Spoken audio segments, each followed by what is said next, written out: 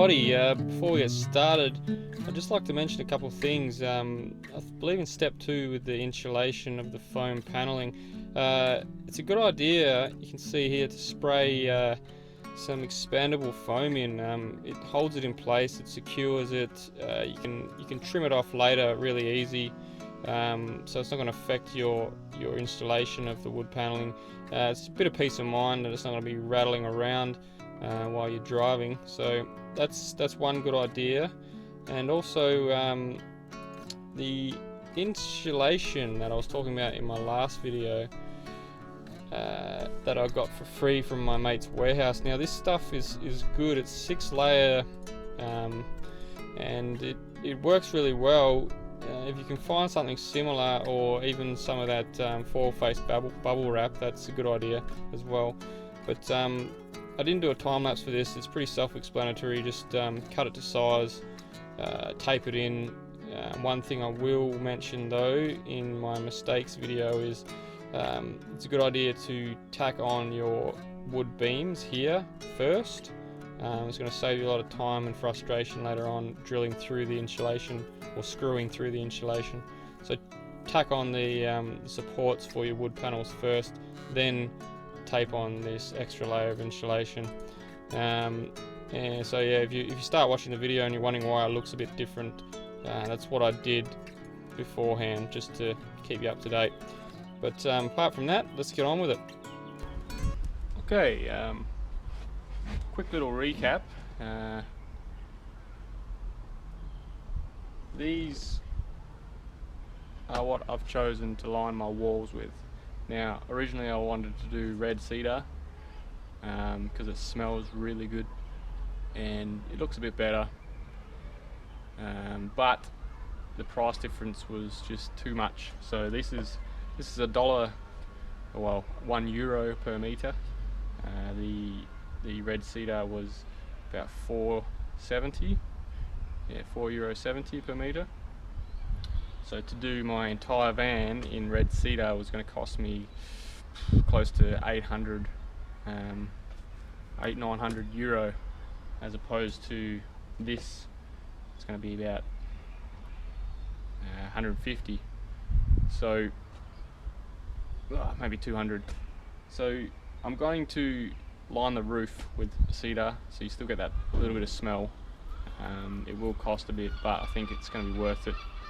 I love that wood type, and I mean I've had to compromise for the walls because it's just going to be too expensive. But anyway, some things you got to do, and I think this will look pretty nice. It'll be a nice contrast between the cedar and the pine. So yeah, we'll see what happens.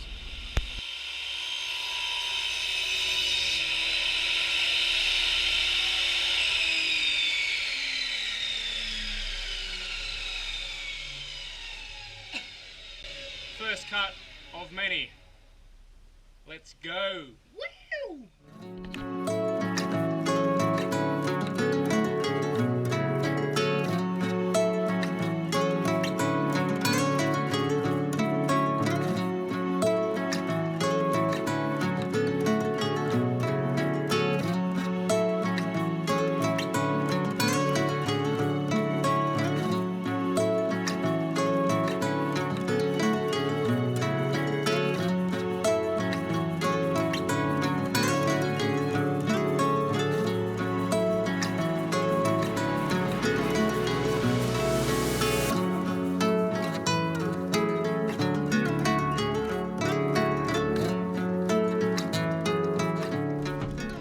Okay, so I picked up my wood, putting the paneling on as talked about.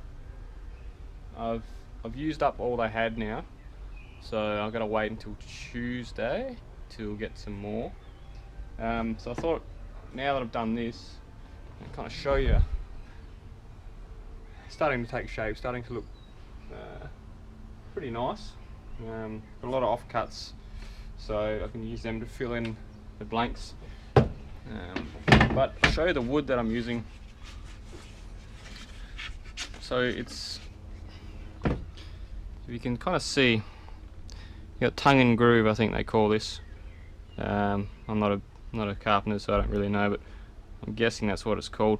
I picked this 2 reasons. It's quite thin, quite lightweight, really lightweight, so I didn't want to weigh the van down too much and put too much weight on my supports. Strong and lightweight with the tongue and groove. Now when it connects together, you can kind of see here, slots in quite nicely.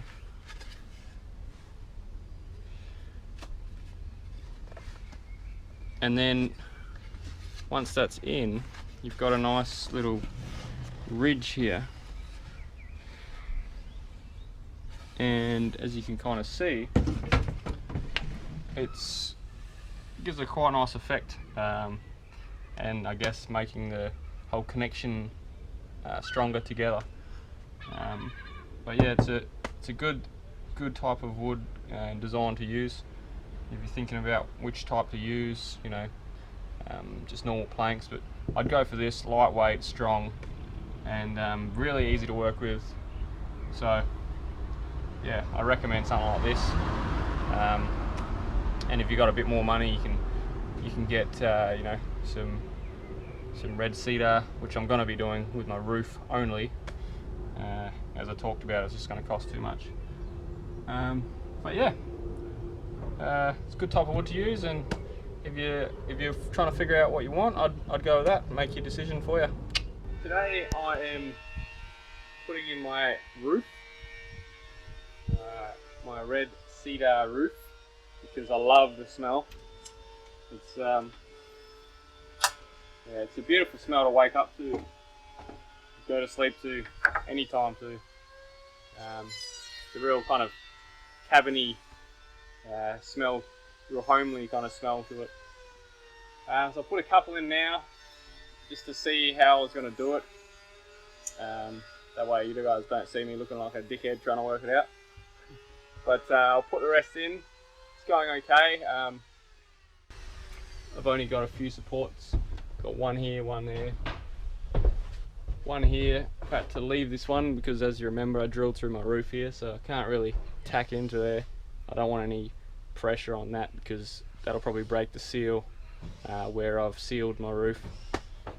And then we've got one more here, so hopefully it's enough to hold the pressure of the weight, but I think it should be. But yeah, we'll get on with that and check back in.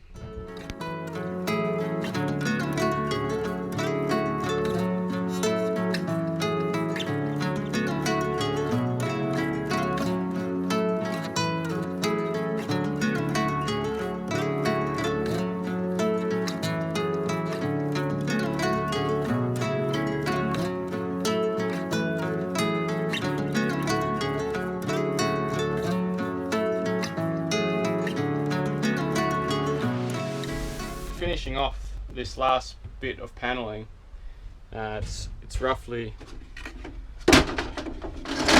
3 high. I've just put one on, so 1, 2, 3. See, it's roughly 3 high, and you'll have a gap up the top. Now, I didn't know what was best to do. I didn't know whether to start from the top, come down, put some trimming in there, or space them out a bit more and make it look, or you know, have bigger spaces, as in like here between them all, to try and make it fit. But in the end, I have decided to do it this way. Now, the problem was when I was doing it, this one that I've put in here, see I've nailed this one in, it was too close because of the slant of the roof coming up and the angle, too close to get this slotted in. So I've had to pull some of this out and then put a little bit of wood behind it to keep it out while I've put these in. Put a bit of wood or a spacer basically to keep the tongue out so the groove can actually slot in, and it worked alright in the end. So now I'm gonna, and you probably don't even need to worry about nailing these in, because it's so tight and the force against them, it's going to hold it together. And then the other thing, I've decided for my next 2 pieces, 1, 2, I'm going to try try and get the tongue and groove to get in here as much as I can. Because I'll try to get it in. Let me just grab one.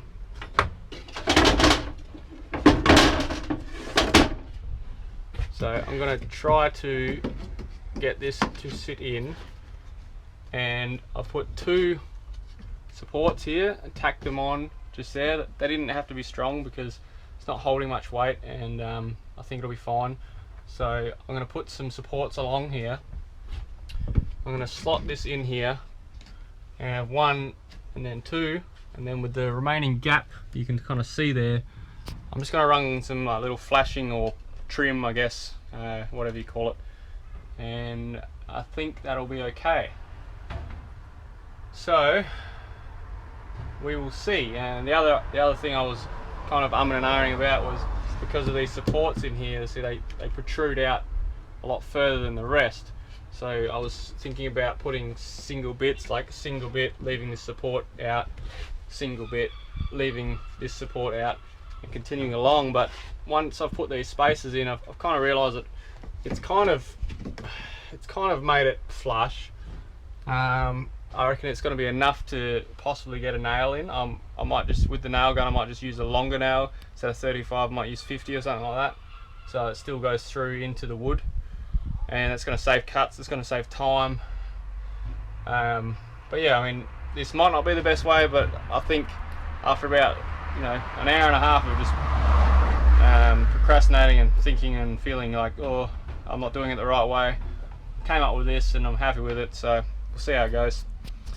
And hopefully it helps you a little bit when you are in the same kind of predicament. So I'll check back in and show you how it went.